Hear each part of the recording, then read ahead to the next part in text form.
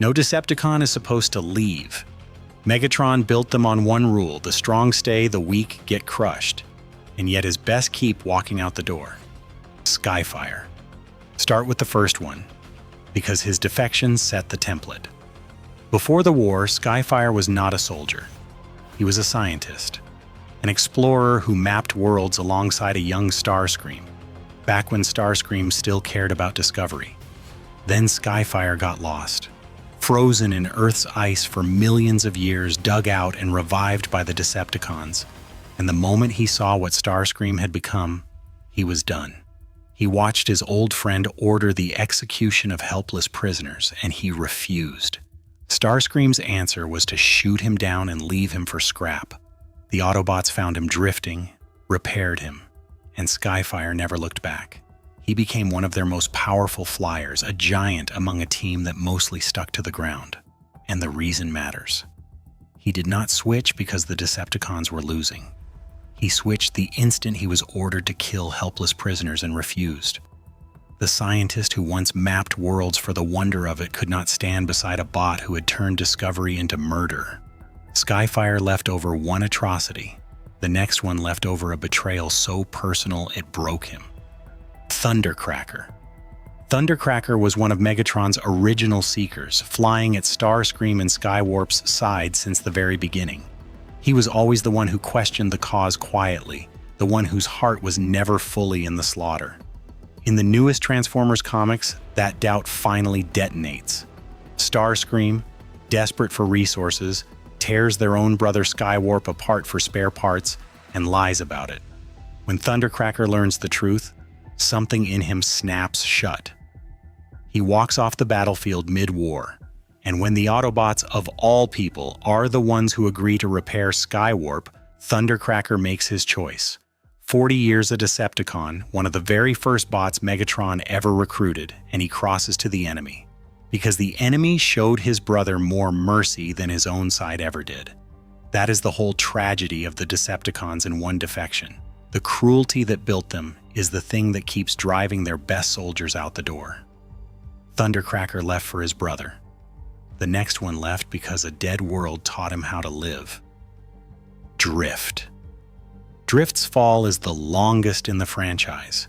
He started as a homeless bot on the streets of Cybertron, watched his only friend die, and picked up a blaster to make someone pay. Megatron found that rage and sharpened it into a weapon named Deadlock, one of the deadliest killers the Decepticons ever produced. Then his ship crashed on a hidden world, and he met the Circle of Light, a group of pacifist warriors who refused to give up on him. What followed was not a quick change of heart, it was a total rebuild. He gave up his guns. He learned the sword. He took a new name, Drift, because he could not stand to be Deadlock anymore. When they asked his name, he was too ashamed to say Deadlock, so he chose a new one, Drift. The most feared killer on Megatron's roster spent the rest of his life protecting the people he used to hunt, terrified every day that someone would recognize the monster he used to be. Drift needed years to change. The next one needed about 4 seconds.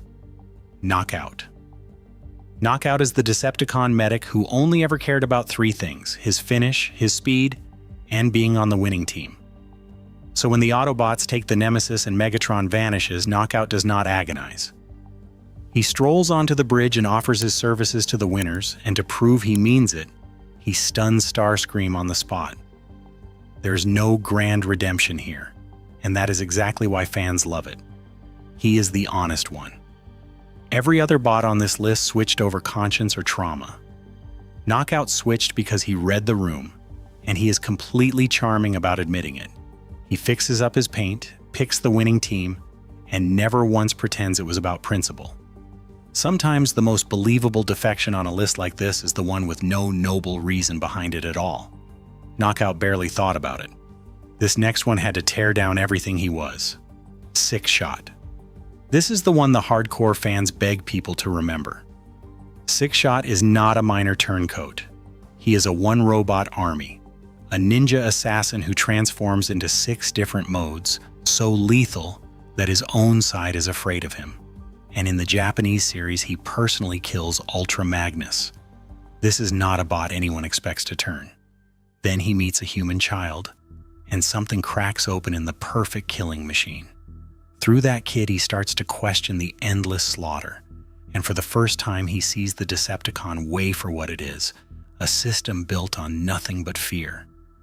So the deadliest warrior on Cybertron fakes his own death, walks away from all of it, and is reborn as the Autobot Great Shot. And to make up for what he was, he brings back to life the very bot he once murdered. The most terrifying Decepticon alive decided to become someone new and spent the rest of his life paying the debt. Sixshot buried the killer he used to be. The next one switched to keep his honor, and it killed him. Dreadwing. Dreadwing was the most honor-bound Decepticon in Transformers Prime, loyal to Megatron above everything. Then Starscream did the unforgivable. He desecrated the body of Dreadwing's dead twin brother using dark energon to raise him as a mindless zombie, and Megatron chose to protect Starscream instead of punishing him. For a warrior whose entire identity was honor, that was the end. Dreadwing stole one of the most powerful relics in the war, the Forge of Solus Prime, and handed it straight to Optimus Prime. Not to join the Autobots, just to do one right thing. Megatron executed him for it, shot in the back mid-argument.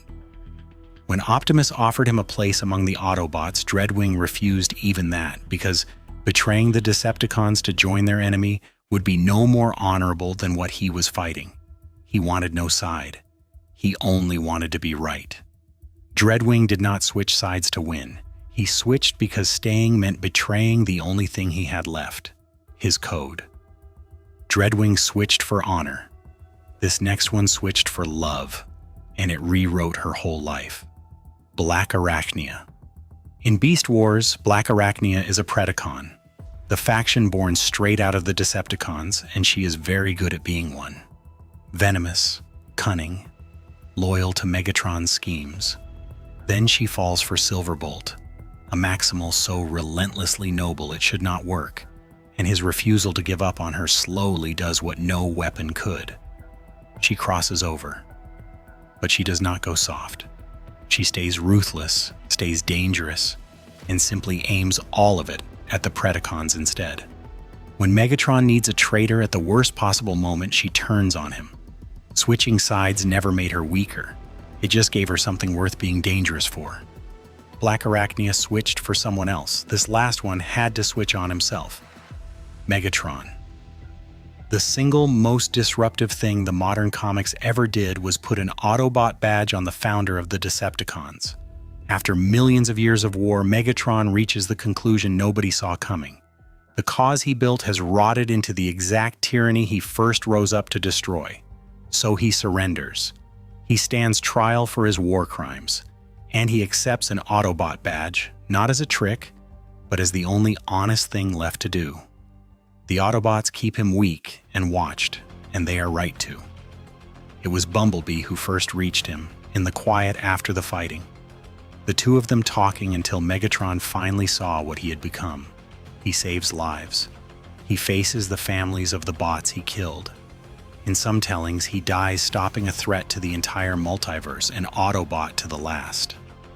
The warlord who started this entire war ended it by pinning on the badge of the side he spent 4 million years trying to erase. No Decepticon is supposed to leave. In the end, even the one who wrote that rule broke it.